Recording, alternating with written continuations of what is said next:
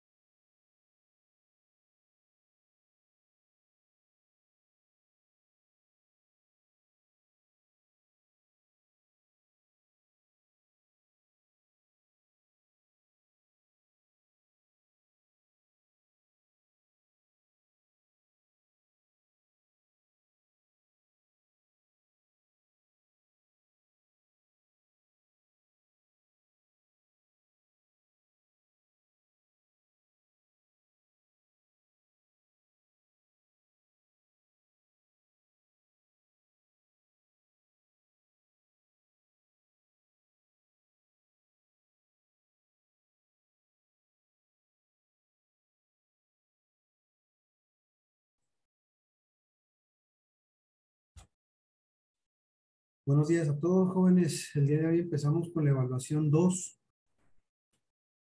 de esta asignatura. A partir de aquí, este libro de balance de transferencia, bueno, de transferencia de calor y masa, perdón, de Yunus Engel va a ser el texto principal que vamos a utilizar para ver los temas que nos ocupen de transferencia de calor y transferencia de masa. Les quería comentar también, la vez pasada se me pasó las asistencias que se van a tomar en cuenta para la calificación son hasta el 25 de febrero, es decir, hasta la última clase que tuvimos. A partir de hoy empiezan a contabilizarse las asistencias para la evaluación 2. En este capítulo 3, jóvenes, vamos a revisar los conceptos básicos de la transferencia de calor en estado transitorio, perdón, en estado estacionario, conducción de calor en estado estacionario. De hecho, vamos a ver tanto conducción como convección, ¿sí? Algunas cuestiones de radiación, pero muy pocas. Y básicamente lo que va a distinguir esta primera parte o este primer tema de transferencia de calor es precisamente la referencia de estacionario, donde no hay variaciones de la energía en forma de calor con respecto al tiempo. ¿Qué quiere decir esto? Que el balance de energía en forma de calor va a quedar entradas igual a salidas básicamente. Se utiliza también el mismo concepto de volumen de control, todo lo vamos a estar refiriendo a un volumen de control.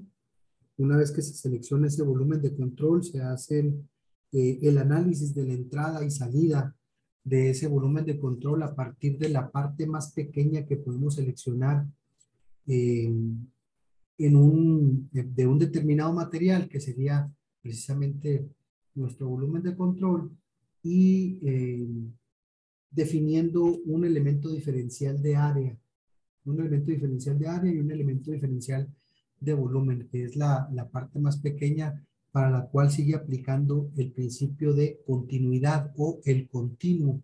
Es decir, que se tienen valores reales para las propiedades del material y en este caso para la transferencia de calor. ¿Qué motiva la transferencia de calor, jóvenes? Lo habíamos comentado ya en otras ocasiones. ¿Qué es lo que motiva la transferencia de calor? Un gradiente de temperatura. Un gradiente de temperatura. Perfecto, gracias. Si no existe gradiente de temperatura, no hay transferencia de calor. Es la condición primordial para que exista la transferencia de calor, un gradiente de temperatura.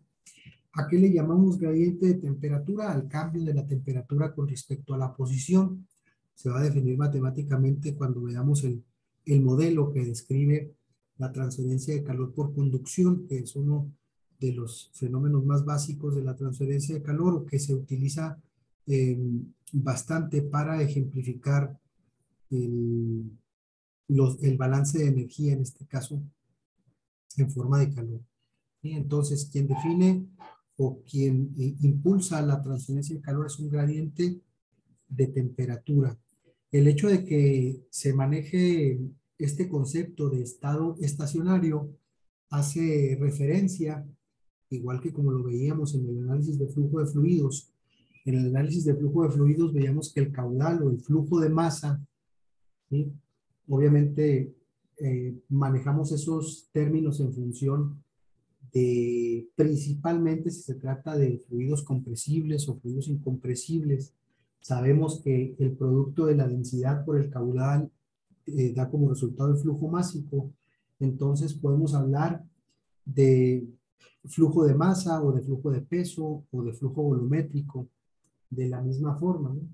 Más completo el flujo de masa que el flujo volumétrico porque interviene la densidad, pero a final de cuentas lo que veíamos era que manejábamos esa cantidad de material que circulaba a través del volumen de control, entrando por el área de sección transversal 1 y saliendo por el área de la sección transversal 2, como un flujo de fluido estable o constante, ¿sí? En donde la cantidad de material que entraba y salía del volumen de control era igual. Va a pasar lo mismo en este primer tema de transferencia de calor. La cantidad de calor que entra y sale de ese sistema o de ese volumen de control, vamos a considerar que es la misma. No hay cambios de energía con respecto al tiempo, no hay una acumulación de energía en el volumen de control una vez que el sistema se estabiliza, ¿sí? Una vez que ya está funcionando o que está definido ya los valores de temperatura en cada uno de los puntos, entonces no se van a tomar en cuenta esos cambios de energía. Es una de las simplificaciones más importantes en este primer tema, el considerar que no hay cambios de energía con respecto al tiempo. Y pasaremos para la unidad 3, a identificar o más bien a describir los cambios con respecto al tiempo en sistemas que están más apegados a la realidad, ¿no? Por lo pronto, vamos a ver la parte de la conducción y convección de calor en estado estacionario, sin variaciones con respecto al tiempo. Eso va a simplificar mucho el modelo matemático y también va a simplificar de forma significativa las soluciones que vayamos a obtener para la determinación ya sea de la razón de la transferencia de calor, que es una relación o una razón de cambio de la cantidad total de energía con respecto al tiempo, pero ese flujo de calor va a ser constante. Adicional a eso no vamos a tener ni agregados de energía ni remoción de energía. Eso nos referimos con estado estacionario. No hay que confundirlo con el concepto mismo de flujo de calor, que obviamente es una cantidad de energía en un determinado lapso de tiempo. Sin embargo, ese flujo de calor se va a mantener constante durante todo el tiempo que nosotros hagamos el análisis. Voy a darle lectura a esta introducción del capítulo 3 y de aquí partiremos o iremos explicando algunas cosas que veremos a detalle conforme vayamos avanzando en el capítulo. Les voy a recomendar que en la medida de lo posible lean este capítulo, vayan avanzando ustedes con la lectura para que sea más fácil la asimilación de los conceptos. En el análisis de transferencia de calor, con frecuencia se tiene interés en la razón de esa transferencia a través de un medio en condiciones y temperaturas superficiales estacionarias. Decimos que estas temperaturas permanecen constantes durante todo el tiempo de análisis en una posición dada. Hay cambios con respecto a la posición, ¿sí? La temperatura o esa señal que tenemos de la cantidad de energía que hay en determinado punto, que es la temperatura, ¿sí? Obviamente la energía en forma de calor, va a cambiar con la posición, pero no cambia con respecto al tiempo. Quiere decir que si en una superficie hay una temperatura, por ejemplo, de 100 grados centígrados, vamos a considerar que esa temperatura permanece durante todo el proceso de análisis. O puede aumentar si es que tenemos otra condición que se llama flujo de calor constante. Si se está aplicando siempre la misma cantidad de calor, eso va a generar que la temperatura vaya en aumento, ¿no? Pero bueno, son condiciones que vamos a ver conforme vayamos avanzando. Este tipo de problemas se pueden resolver con facilidad sin la intervención de ecuaciones diferenciales mediante la introducción de los conceptos de resistencia térmica. Esta es una analogía con los sistemas eléctricos que es de mucha utilidad, principalmente cuando tenemos sistemas multicapas, cuando tenemos cuerpos que forman un conglomerado, ¿sí? A partir de distintos materiales. Los materiales, cada material tiene determinadas propiedades en base, obviamente, a sus características específicas, ¿no? Uno de ellos es la conductividad térmica, que es la capacidad que tiene el material para transferir el calor o para transferir la energía. Los materiales metálicos, por obvias razones, son los materiales más altamente conductores de energía, y este concepto de resistencias térmicas tiene una analogía con las resistencias eléctricas en cuanto a la transferencia de calor, y esa conductividad térmica va a jugar un papel importante en el mecanismo de transferencia de calor por conducción. De manera análoga a los problemas sobre, de manera análoga a los problemas sobre circuitos eléctricos. En este caso, la resistencia térmica corresponde a la resistencia eléctrica. La diferencia de temperatura a la tensión y la rapidez de la transferencia de calor a la corriente eléctrica. Lo vamos a ver con detalle conforme vayamos avanzando. Se inicia este capítulo con la conducción unidimensional de calor en estado estacionario. Esta característica va a ser fundamental, jóvenes. También, igual como lo vimos en los principios del análisis de flujo de fluidos, sabemos que la energía en forma de calor puede transferirse en todas direcciones. Sin embargo, hay una que va a ser predominante. Hablamos de la transferencia de calor a través de un cuerpo, como el fenómeno de conducción, ¿sí? Cuyo proceso juega un papel muy importante tanto la conductividad térmica como el calor específico, por ejemplo, ¿sí? Y nos va a interesar mucho el espesor del material. Vamos a suponer o vamos a simplificar el análisis de estos fenómenos de transporte inicialmente, considerando que la variación de la energía, ¿sí? O la variación de la temperatura se va a dar en una sola dirección. Por eso se le denomina conducción unidimensional o unidireccional. En estado estacionario no va a haber variaciones con respecto al tiempo. Entonces, en una dirección y sin variaciones con respecto al tiempo. La pared plana, es una de las tres geometrías fundamentales en el análisis de transferencia de calor, o al menos lo que maneja el autor en este texto. Se maneja en varios textos, ¿sí? Con un grado de complejidad distinto.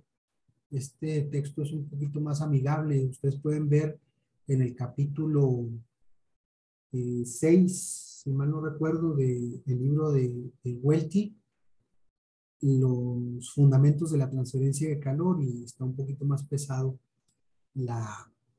el seguimiento de esos temas en el libro de Welty. Aquí viene mucho más digerible, ¿no? Entonces, todo lo que va a tener que ver con este capítulo 3 va a estar analizado en una sola dirección y sin variaciones con respecto al tiempo. Entonces vamos a tener transferencia de calor en estado estacionario, flujo unidireccional o unidimensional. Las otras geometrías que se manejan para el análisis de la transferencia de calor en diferentes cuerpos, aparte de la pared, es el cilindro y la esfera. Obviamente este en coordenadas rectangulares y este en coordenadas cilíndricas. Y se desarrollan relaciones para la resistencia térmica en estas configuraciones geométricas.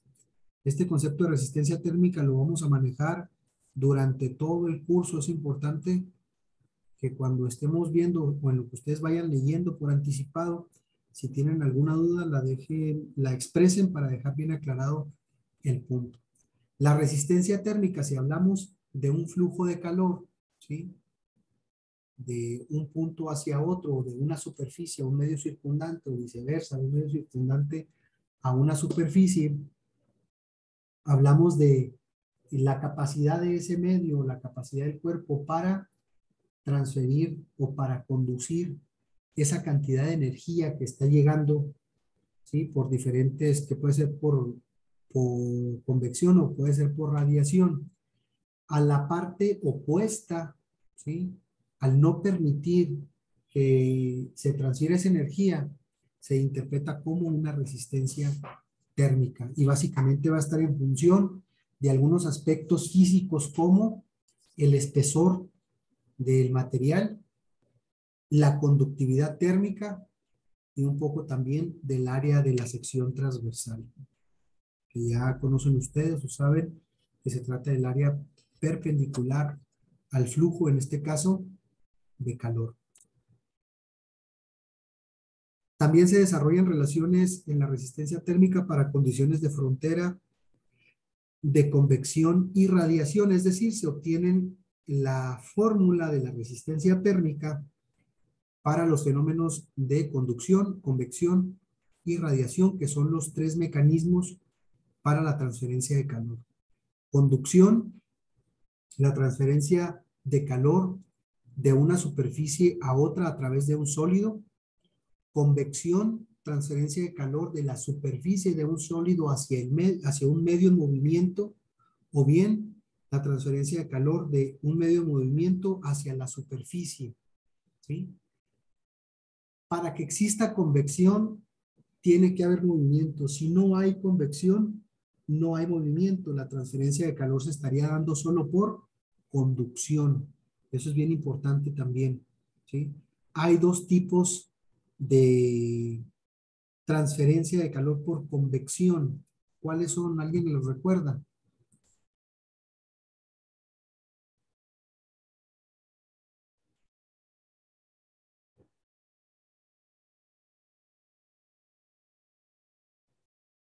María Fernanda Holguín. Sí, profe, estoy checando en el cuaderno. En lo que su compañera checa en el cuaderno, ¿alguien? ¿Fue la pregunta? ¿Cuáles son los dos tipos de transferencia de calor por convección que tenemos? Se pueden presentar. No es la forzada y la libre. Si es la transferencia de calor por convección forzada, ¿sí? y no, bueno, no sé a qué se refiere con libre. Si me puede ampliar un poquito más su respuesta, pero va bien.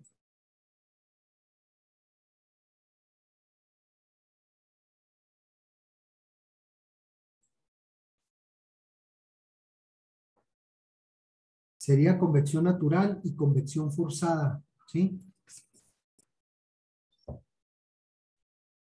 Entonces, tenemos esos tres mecanismos: convección, conducción y radiación, y la convección puede ser natural o forzada, ¿sí? Natural cuando se presentan cambios de densidad en las capas de fluido, ¿sí? Que de hecho en las primeras secciones de este capítulo nos indican cuál es la diferencia de forma gráfica entre la convección natural y la convección forzada, ¿sí? Vemos o podemos visualizar en esos primeros ejemplos que se abordan en el capítulo cómo la transferencia de calor entre una superficie que está más caliente que el medio circundante empieza a calentar las primeras capas de fluido, obviamente las más próximas a la superficie, por conducción, hasta que éstas alcanzan una condición en su densidad, varía la densidad de ese fluido, ¿sí? Y empieza a generar lo que se denomina un movimiento convectivo, es decir, las capas, si lo relacionamos con el ejemplo que viene ahí, las capas de aire caliente suben y las capas de aire frío ocupan ese espacio que dejan las capas de aire caliente para continuar con el fenómeno. Una vez que se arranca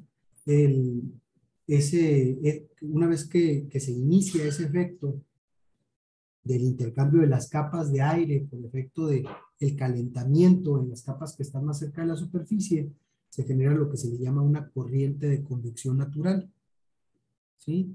Entonces tenemos capas de aire caliente que suben y capas de aire frío que bajan. Las primeras se calientan por conducción y luego ya una vez que el fluido está en movimiento, hablamos ya de transferencia de calor por convección. Pero es indispensable que exista movimiento para que haya convección. En el caso de la radiación no necesita un medio para transferirse, se puede dar en el vacío y se da de superficie a superficie, ¿sí? Entre superficies se da la transferencia de calor por radiación sin la necesidad de que haya un medio como el aire u otro tipo de fluido para que se pueda intercambiar energía en esa forma.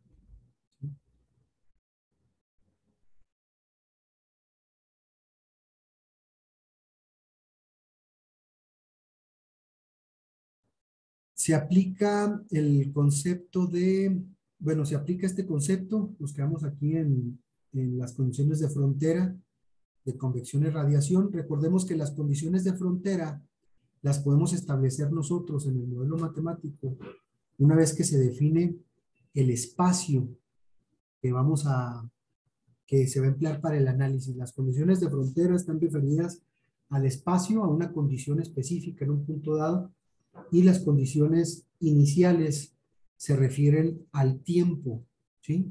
Entonces, en las condiciones de frontera, nosotros tenemos que definir desde dónde hasta dónde vamos a evaluar la transferencia de calor. En la conducción, que es lo más fácil de visualizar, sabemos que en la conducción y utilizando como referencia una pared, sabemos que esa pared tiene un espesor, ¿sí? Que va a servir de barrera para la transferencia de calor. La pared en sí genera una resistencia térmica, una resistencia a la transferencia de calor. Entre más gruesa sea la pared, mayor será la resistencia térmica. Por eso en las casas que están construidas todavía de adobe, de ese material que básicamente es una mezcla entre tierra y algunas hierbas para construir el bloque. Esas casas son frescas durante el verano, son más fáciles de mantener el calor durante el invierno. ¿Por qué? Porque la resistencia térmica que generan esas paredes tan grandes y el tipo de material, pues es muy grande, ¿sí? Haciéndolas muy eficientes térmicamente. Entonces, sabemos que tiene un espesor Y ese espesor matemáticamente lo podemos definir como un espacio que va desde x igual a 0 hasta x igual a L. Entonces, en x igual a 0 se tendrá una temperatura que podemos identificar como T1, y en x igual a L se tendrá una temperatura diferente que podemos identificar como T2, y esas son las condiciones de frontera. Las condiciones de frontera son: en x igual a 0 hay una temperatura T1, y en x igual a L hay una temperatura T2. Eso genera un gradiente de temperatura y por lo tanto el movimiento por el flujo de calor de una superficie a otra. ¿Sí? Entonces,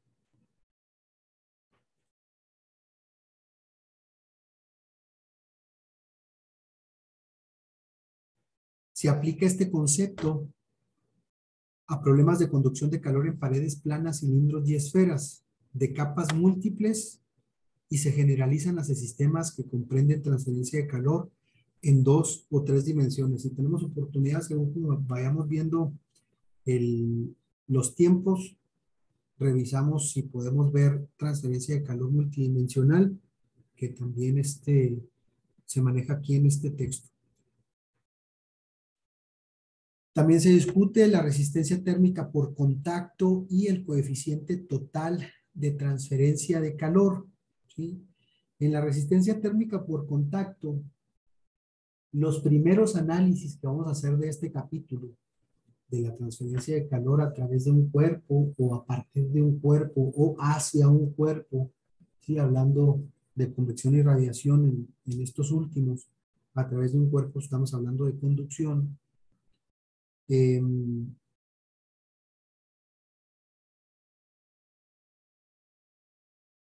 Vamos a ver que las uniones entre material y material van a ser perfectas, o las vamos a considerar como uniones perfectas, principalmente cuando estamos hablando de sistemas multicapa.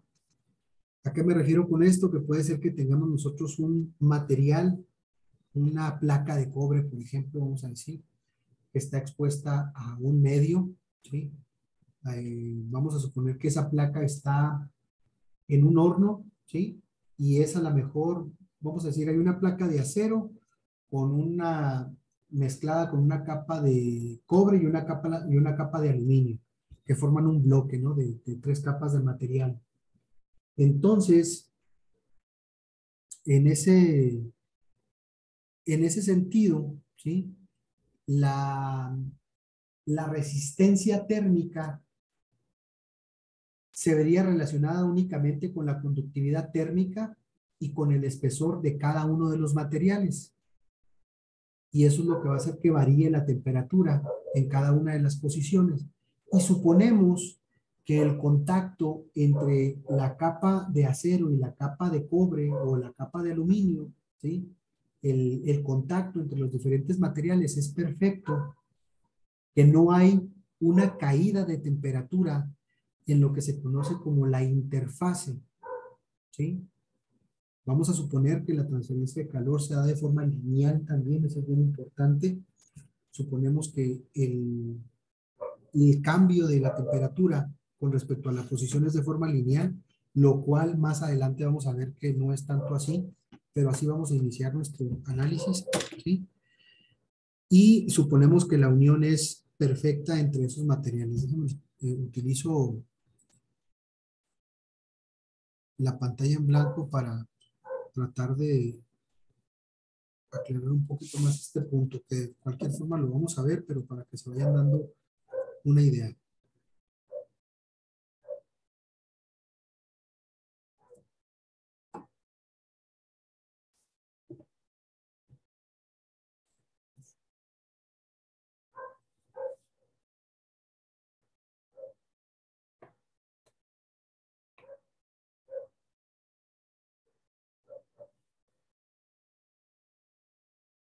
Vamos a suponer que esta es una pared a través de la cual se va a transferir el calor, ¿sí? El flujo de calor suponemos que va en una dirección,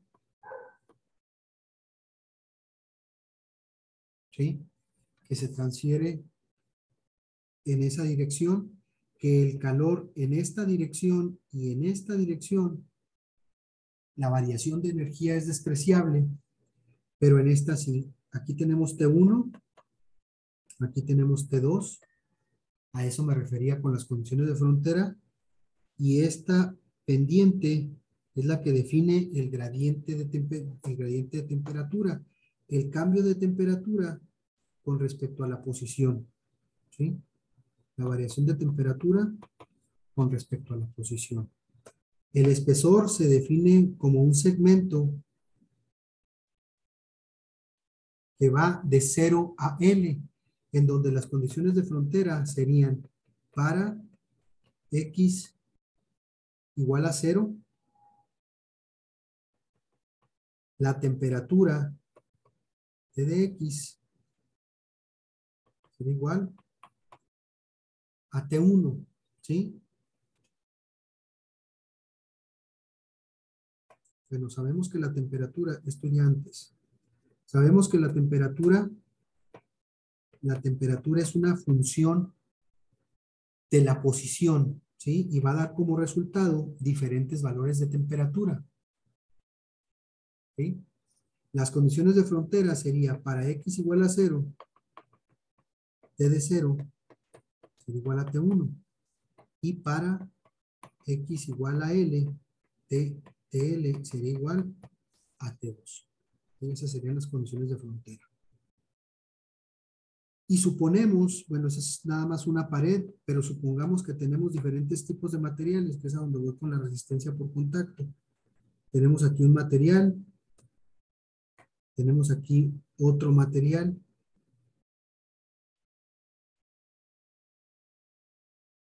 y tenemos acá otro material.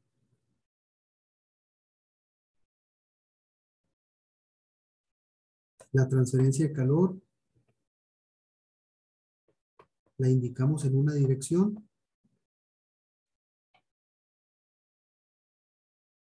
y el gradiente de temperatura lo marcamos de esta forma.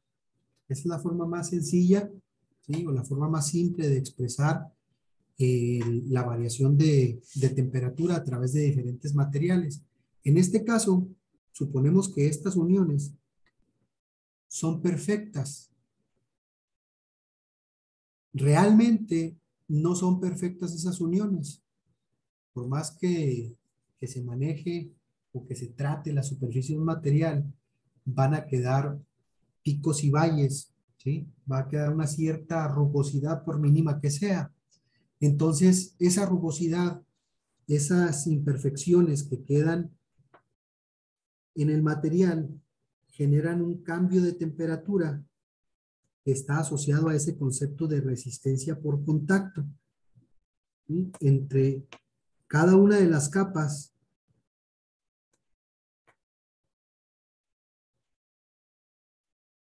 y estamos exagerando la rugosidad de la superficie, ¿sí? Entre cada una de las capas va a haber un cambio de temperatura importante.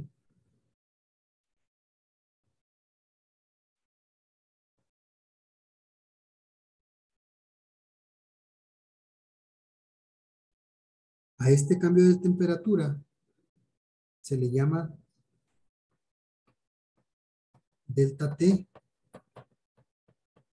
de la interfase, un cambio de temperatura en la interfase.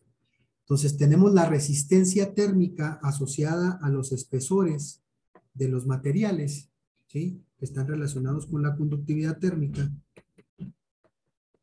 con el espesor L1, L2, L3. Y también tenemos la resistencia por contacto a que hace referencia la introducción de este capítulo.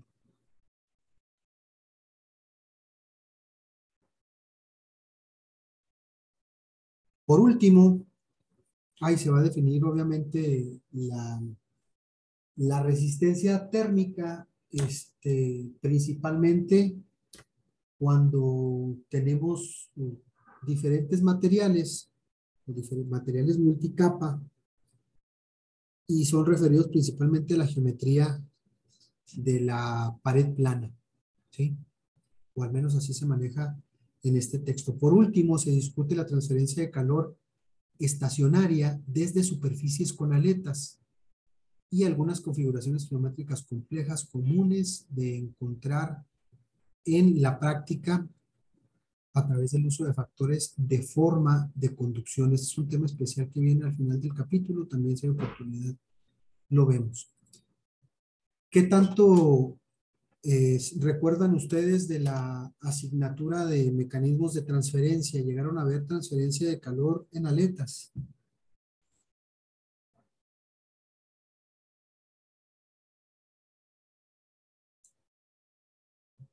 ¿Les suena familiar algo de lo que estuve comentándoles en este tiempo?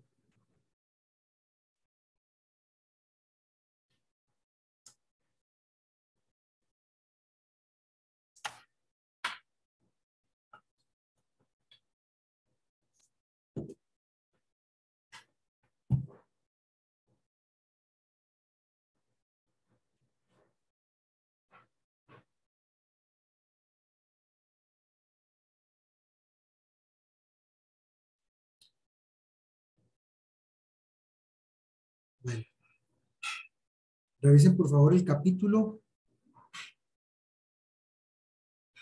y continuamos mañana con el análisis del modelo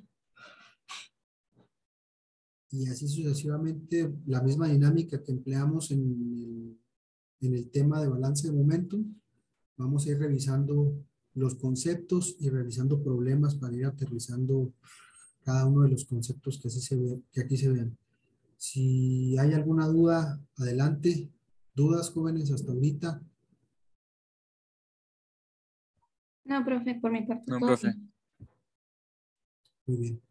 Entonces, por favor, revisen el capítulo. Nos vemos el día de mañana. Que tengan una excelente tarde.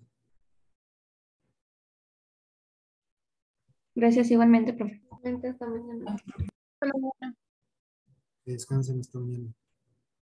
Hasta mañana.